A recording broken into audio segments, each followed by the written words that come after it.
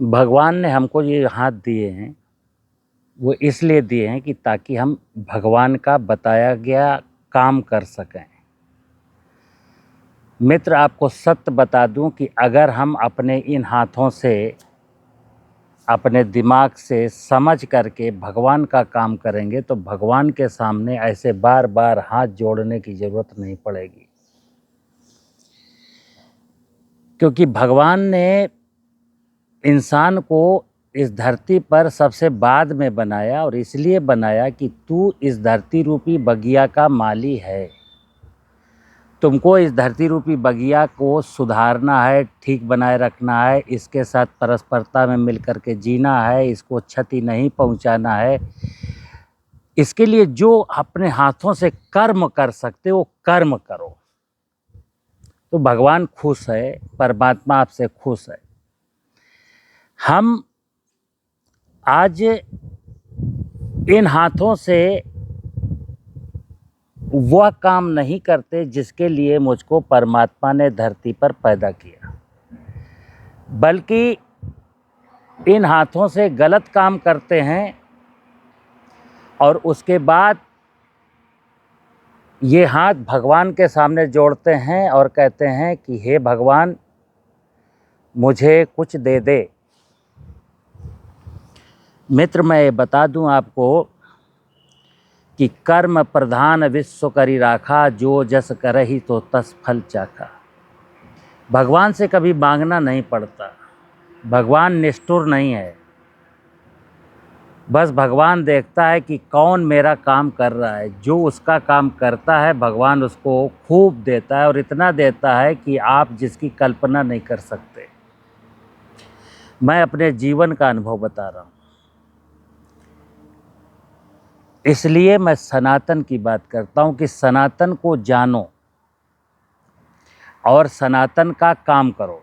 जब मैं सनातन शब्द कहता हूँ तो सनातन का मतलब होता है पंच महाभूत, भूमि, गगन, वायु, अग्नि, नीर। और इन पंच महाभूत के द्वारा, जैसा कि आप जानते हैं कि भगवान ने इस धरती पर जितनी भी जीव जगत की रचनाएं हैं वो सब परमात्मा ने या भगवान ने रची। यानी कि समस्त प्रकार की वनस्पतियाँ, समस्त प्रकार के जलचर, समस्त प्रकार के थलचर, समस्त प्रकार के नभचर और मनुष्य, ये इन सबका रचना पंच महाभूत के द्वारा हुई, जिसको हम भगवान कहते हैं। भूमि, गगन, वायु, अग्नि, नीर। तो मित्र, यही सत्य है, यही सनातन है और सनातनी व्यवस्था है। एक व्यवस्था का मतलब सनातन ने जिस व्यवस्था को जन्म दिया उस व्यवस्था में इंसान भी है। तो को एग्जिस्टेंस, सह अस्तित्व का सिद्धांत है कि इंसान को सबके साथ मिल करके रहना था, जड़ जगत के साथ और चेतन जगत के साथ। अगर ये सत्य या सनातन का ये स्वरूप इंसान कभी समझता, जानने का प्रयास करता, तो उसके जीवन में कभी कोई दुख तकलीफ आता ही नहीं। कहा गया है कि परमारथ के कारणे साधुन धरो शरीर। मनुष्य के शरीर का जो रचना है वो परमार्थ के लिए हुई है, स्वार्थ के लिए नहीं। जो परमार्थ का काम करेगा वही पूजा है, और जो पूजा करेगा उसकी परमात्मा हर वक्त मदद करेगा। जो स्वार्थी हो जाएगा और अपने लालच के लिए, अपने स्वार्थों के लिए किसी को क्षति पहुंचाएगा, तो फिर वो अपराध है, वो अधर्म है। और ऐसा अधर्म, ऐसा अपराध की सज़ा मिलती है। फिर आप चाहे जितना हाथ जोड़ ले, चाहे जितने धार्मिक अनुष्ठान करा लें। मैं इस व्यवस्था को अक्सर खेती से जोड़ता हूँ। खेती और किसान, ये मानिए कि सच्चा खेती भगवान की सच्ची पूजा है। खेती से बड़ा कोई धर्म नहीं है, क्योंकि खेती में हम धरती माता का ख्याल रखते हैं, धरती माता के ऊपर नाना प्रकार की वनस्पतियाँ बोते हैं, वर्षा का पानी रोकते हैं और धरती माता की पूजा करते हैं। आधुनिक कृषि तकनीकियों ने क्या सिखाया आपको? प्रकृति के विपरीत जाकर के काम करना। धर्म कहता है प्रकृति के सापेक्ष होकर के रहना। तकनीकियां कहती हैं प्रकृति के विपरीत जाके काम करना। जैसे हमारी जमीन की उर्वरा शक्ति थोड़ी सी कमज़ोर है, लेकिन तकनीकियां कहती हैं कि इस कमज़ोर ज़मीन में भी हम गन्ना धान की खेती कर सकते हैं। क्या फ़र्क पड़ता है? फर्टिलाइज़र डाल देंगे। यानी कि ये प्रेशर बनाना, प्रकृति की व्यवस्था पर दबाव क्रिएट करना। अब ऐसी स्थिति में क्या होगा?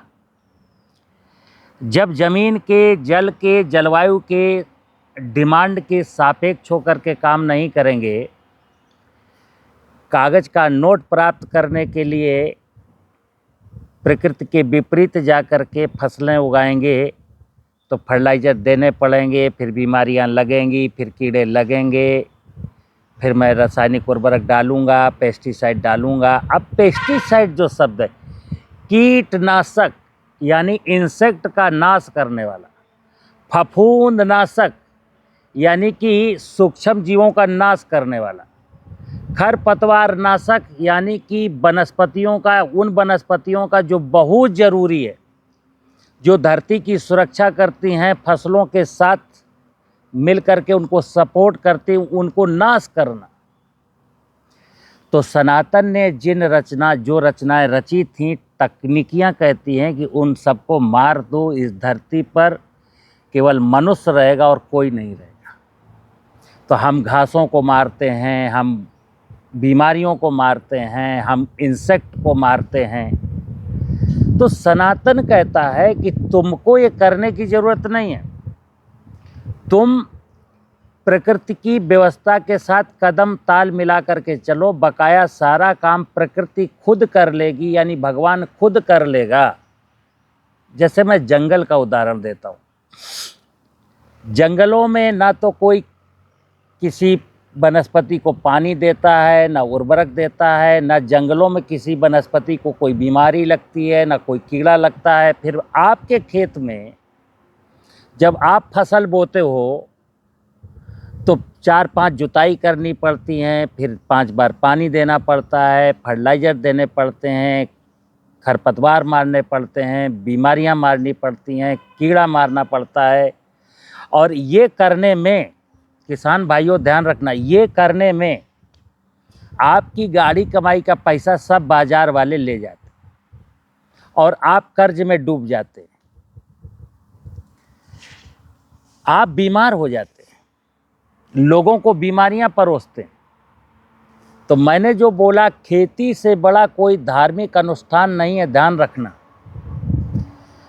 दुनिया में धार्मिक अनुष्ठान एक ही है। उस धार्मिक अनुष्ठान का नाम है कि कैसे हम अपनी ज़मीन को, जल को, जंगल को, जीवों को सुरक्षित रखें। जो इंसान जल, जमीन, जंगल एवं जीवों को सुरक्षित रख सकता है, उससे बड़ी कोई पूजा नहीं है। लेकिन आज की तारीख में पूरा सिस्टम, पूरा किसान जमीन को बंजर बना रहा है, जमीन के नीचे का भूगर्भ जल लूट रहा है, जंगलों को काट रहा है, खरपतवारों को मार रहा है, जीव जंतुओं को मार रहा है। ऐसे में अगर आप कहते हैं मैं सनातनी हूँ, मैं शंकर जी का भक्त हूँ, मैं कृष्ण का भक्त हूँ, मैं राम का पुजारी हूँ, राम को आदर्श मानता हूँ, मैं पढ़ा लिखा हूँ, तो मित्र आप गलत फहमी में हैं। मित्र, हम आज जो देख रहे हैं, किसान भाइयों से अपील करता हूँ, देश की नीतियों से भी अपील करता हूँ, देश के बुद्धिजीवियों से भी अपील करता हूँ कि जागो और ये लालच दिमाग से हटा दो थोड़ी देर के लिए।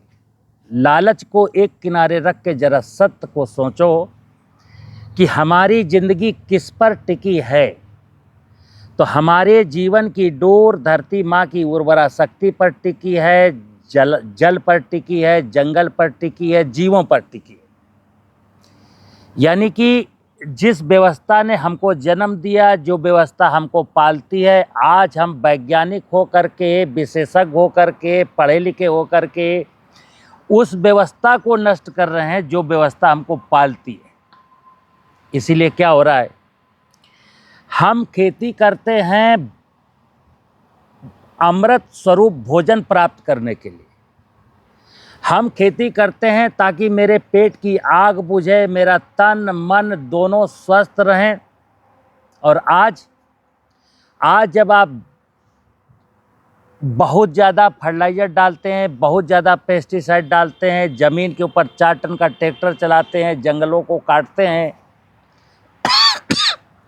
तो ये जो डालते हैं फर्टिलाइज़र और पेस्टिसाइड, साइंस के अगर हो तो आप जानते हैं पदार्थ कभी नष्ट नहीं होता। तो ये जो ज़मीन में मैंने बोया है फर्टिलाइज़र के रूप में, पेस्टिसाइड के रूप में, ये भोजन पानी हवा में मिल कर के मेरे ही अंदर आता है और मैं बीमार होता हूँ और अस्पताल में जाता हूँ। चंद पैसे कमाने चले थे लेकिन मेरा तो सब चिकित्सा में चला गया। मित्र, किसान भाइयों, हम एक ही चीज़ कहते हैं, कोई खेती करता है, कोई मजदूरी करता है, कोई बिजनेस करता है, कोई नौकरी करता है, लेकिन सबका जीवन खेती से ही चलता है। और सारे लोग मिलकर के खेती जिस सनातनी व्यवस्था में हो रही है, यानी जिस फर्टाइल ज़मीन में, जिस जल से, जिस जंगल से, जिस जीवों से खेती होती है, हम उन्हीं को नष्ट कर रहे हैं। मैं निरंतर एक ही चीज़ बोलता हूँ, हर बात में, हर वीडियो में एक ही मेरी बात रहती है कि धर्मो रक्षति रक्षता, धर्म की रक्षा करेंगे तो धर्म मेरी रक्षा कर लेगा। और धर्म है क्या, फिर बता दूं मित्र, धर्म का मतलब है धरती। धरती से बड़ा कोई धर्म नहीं है। और धरती का मतलब होता है धरती का वो स्वरूप जो होना चाहिए। जैसे जंगलों में जो स्वरूप है वही स्वरूप मैं अपने खेत का बना दूं।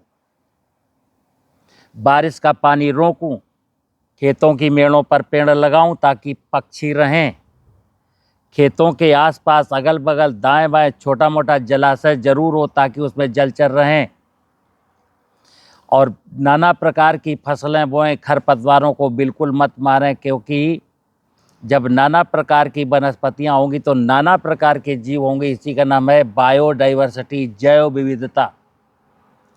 अब मोनोकल्चर में बायोडाइवर्सिटी नहीं हो सकती। आज देश का हर किसान मोनोकल्चर की ओर आगे बढ़ गया है। देश के कई इलाकों में अमरूद, कहीं पर अंगूर, कहीं पर सेब, कहीं पर अनार, कहीं पर पपीता, कहीं पर केला, कहीं पर गन्ना, कहीं पर आलू, कहीं पर गेहूं, कहीं पर धान, कहीं पर सोयाबीन, कहीं पर कपास। यानी कि किसी पर्टिकुलर एरिया में कपास का ही पूरा एरिया, कहीं पर गन्ने का ही पूरा एरिया। आप कल्पना करना मित्र। और गन्ने का, कपास का, इन चीज़ों का एरिया बढ़ा करके फिर मैं वीडीसाइड डालता हूँ। तो कल्पना करना मित्र, बायोडाइवर्सिटी, यहाँ जो 84 लाख योनियों में 20 लाख प्रकार की वनस्पतियाँ हैं, 60 लाख प्रकार के जीव जंतु हैं, वो 60 लाख प्रकार के जीव जंतु नाना प्रकार की वनस्पतियों पर डिपेंड है, जिनको आपने वीडीसाइड डाल के मार दिया।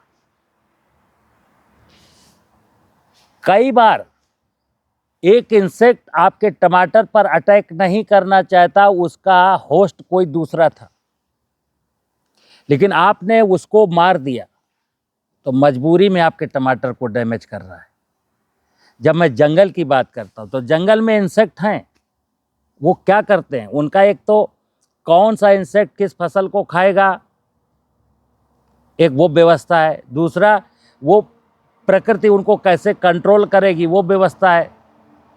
लेकिन आधुनिक तकनीकियाँ हमारे खेती के सिस्टम को, धर्म के सिस्टम को, सनातन के सिस्टम को बिल्कुल डिस्ट्रॉय कर देना चाहती।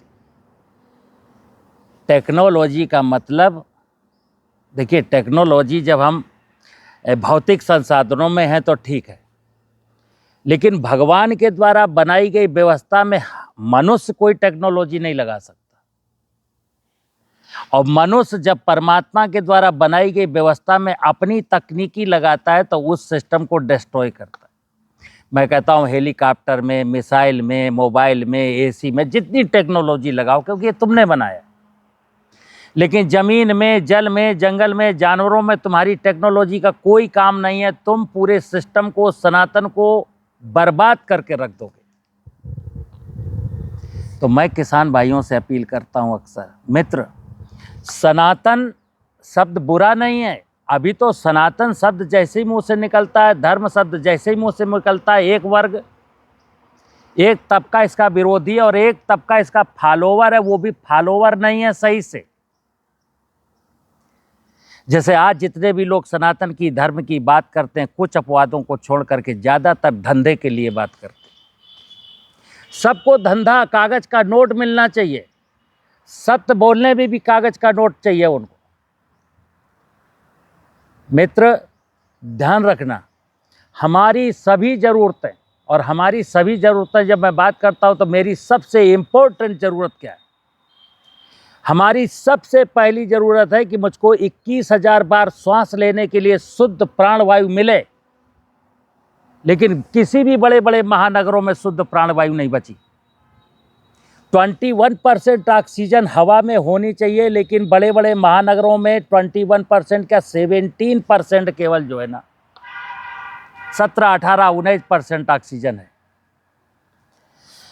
पानी की जब बात करते हैं तो पूरे देश में, कुछ इलाकों को छोड़ दीजिए, नहीं तो सब जगह कंटामिनेटेड वाटर है। वाटर में भी केमिकल है, पेस्टिसाइड के रेजिड्यू इफेक्ट। जब भोजन की बात करते हैं, तीसरी जरूरत भोजन है। भोजन में भी जहर है। और क्यों नहीं होगा? जब ये देश 7-8 लाख करोड़ रुपए का पेस्टिसाइड जमीन में, फसलों में डालेगा फसल सुरक्षा के नाम पर, तो वो पेस्टिसाइड आखिर कहाँ जाएंगे? वो मनुष्य के भोजन में ही आएंगे, चाहे पानी के माध्यम से आए, हवा के माध्यम से आए या भोजन के माध्यम से। तो हमारे देश के लोग 7-8 लाख करोड़ रुपए का पेस्टिसाइड साल भर में हजम कर जाते हैं। इसके बाद उनको नाना प्रकार की बीमारियां हैं। मित्र, हम सारी बात आने वाली पीढ़ियों के भविष्य की करते हैं। आज बच्चे बीमार पैदा हो रहे हैं। देश में कोई भी बच्चा स्वस्थ पैदा नहीं हो रहा है, क्योंकि कोई भी माँ अपना उसका भोजन ही स्वस्थ नहीं है। इसलिए जब एक चीज, सारी की सारी चीजें कहां से निकलेंगी? तो मैंने कहा धर्मो रक्षति रक्षता। धर्म का मतलब धरती। ये धरती खूबसूरत है, धरती फर्टाइल है, धरती जलदार है, धरती मजबूत है, धरती समृद्धशाली है, तो दुनिया में कोई प्रॉब्लम नहीं। और नहीं तो फिर समस्याओं का इतना बड़ा अंबार है कि किसी भी समस्या का समाधान किसी वैज्ञानिक के पास थे। क्या आप समझते हैं कि किसी मनुष्य की किसी बीमारी का इलाज चिकित्सा विज्ञान के पास है? अगर कोई कह सकता है कि है तो हमें बताए। या फसलों की बीमारियों का इलाज किसी के पास है? नहीं है। हम भ्रम में जी रहे हैं। तो मैं अक्सर निवेदन करता हूं कि अपने भ्रम से निकलिए बाहर। भ्रम से बाहर निकलिए, भय से बाहर निकलिए और अभाव से बाहर निकलिए। ये धरती आपको सब कुछ देने वाली है। आप धरती की केवल पूजा करिए, धरती की सेवा करिए, धरती को माँ मान लीजिए और माँ के साथ जैसा बिहेव होता है वो बिहेव करिए। फिर माता सब कुछ देख लेगी, आपको कुछ करने की जरूरत। लेकिन अगर मैं धरती को लूटूंगा, धरती के नीचे के पानी को लूटूंगा, जंगल को लूटूंगा, जीवों को मार डालूंगा, फिर मित्र हम आपसे एक ही निवेदन करते हैं कि धार्मिक आडंबर बंद कर दीजिए। जो धर्म के नाम पर ये आडंबर चल रहे हैं ना देश में, वो आडंबर बंद हो जाने चाहिए। धर्म को मानना है तो कायदे से मान लीजिए, क्योंकि धर्म का जब आडंबर करते हैं तो परमात्मा और हमसे मतलब रुष्ट हो जाता है। हम अज्ञानता में नहीं जानते, कुछ कर बैठे तो ठीक है, तो माफ है एक बार। लेकिन मैं जानबूझ करके जानता हूं कि पानी की महिमा, जानता हूं धरती की महिमा, जानता हूं जंगल की महिमा, जानता हूं बायोडाइवर्सिटी की महिमा। हम पर्यावरणविद हो गए। हम एनवायरनमेंट की बात करेंगे, पॉल्यूशन की बात करेंगे, बायोडाइवर्सिटी की बात करेंगे, धरती का दिवस मनाएंगे, धरती की उर्वरता का दिवस मनाएंगे, हम माता दिवस मनाएंगे, हम पिता दिवस मनाएंगे, लेकिन ना माता को कंसीडर करूंगा ना पिता को कंसीडर करूंगा। मित्र ध्यान रखना, हमारे जीवन के दो स्तंभ हैं सभी जीवों के। एक व्यवस्था है सनातन की, और सनातन की व्यवस्था का अगर मैं मोटा मोटा बताऊं तो आप 6 चीजें याद रखिए। भूमि, गगन, वायु, अग्नि और नीर। तो सुनना, आकाश का मैं कुछ बना बिगाड़ नहीं सकता, वायु मेरे बस में नहीं है, सूरज की रोशनी, सूरज बहुत दूर है, उसका मैं कुछ नहीं कर सकता, लेकिन पंच महाभूत में 2 तत्व हैं, धरती और पानी। अब इन पांचों तत्वों ने, भगवान ने मिलकर के जितना भी जीव जगत, वनस्पति जगत बनाया है, उसमें से वनस्पति जगत, इसी को मैं शक्ति स्वरूपा माँ दुर्गा कहता हूँ, पार्वती कहता हूँ। वनस्पतियाँ जितनी भी हैं वो माता पार्वती का स्वरूप हैं, और धरती शिव का स्वरूप है। और धरती और माता पार्वती कैसे समृद्ध रहें, इसके लिए आकाश देवता, वायु देवता, विष्णु देवता, सूर्य देवता निरंतर इनके सापेक्ष होकर के काम करते हैं। तो मैं तो इंसान हूँ, हमको भी धरती के, पानी के, वनस्पतियों के, जीव जंतुओं के सापेक्ष खड़ा होना, उनके साथ मिलकर के जीना, इसी का नाम मित्र खेती है। मैं कहता हूँ कि पिछले सालों में आपने इस ज़मीन में पेस्टिसाइड डाल करके ज़मीन में रहने वाले नाना प्रकार के जीव जंतुओं को मारा है। अब धरती में जीवाणु नहीं बचे हैं। इसके लिए मैं बात करता हूँ, जीवामृत बना के डालिए। कहाँ से बना के डालिए? जंगल की मिट्टी में ही मिलेंगे वो जीव, और कहीं नहीं मिलेंगे। जहाँ पर मनुष्य की दखलंदाजी नहीं है, जहाँ फर्टिलाइजर पेस्टिसाइड नहीं डाले गए, वहीं मिलेंगे, और जहाँ पर जंगल होगा वहीं मिलेंगे। तो वहाँ की मिट्टी में सारे जीवाणु हैं, वो अपनी ज़मीन में इनॉकुलेट करना है। हम प्रकृति की संपूर्ण व्यवस्था को अभी तक जान नहीं पाए। हम जब MSc करके निकले थे तो केवल राइजोबियम पढ़ा था बायो फर्टिलाइजर में। आज ये 18-20 हैं। मित्र, 18-20 नहीं, 18-20 लाख हो सकते हैं, 18-20 हजार हो सकते हैं।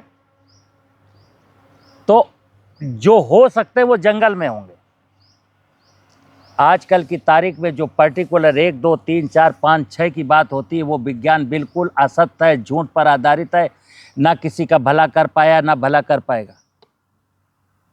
इसलिए परमात्मा की व्यवस्था के साथ चलना, सनातन को जानना, सनातन की पूजा करना, सनातनी हो जाना, सबके साथ परस्परता में मिल करके रहना। मुझे उम्मीद है आपको मेरी बात समझ में आई होगी। नमस्कार।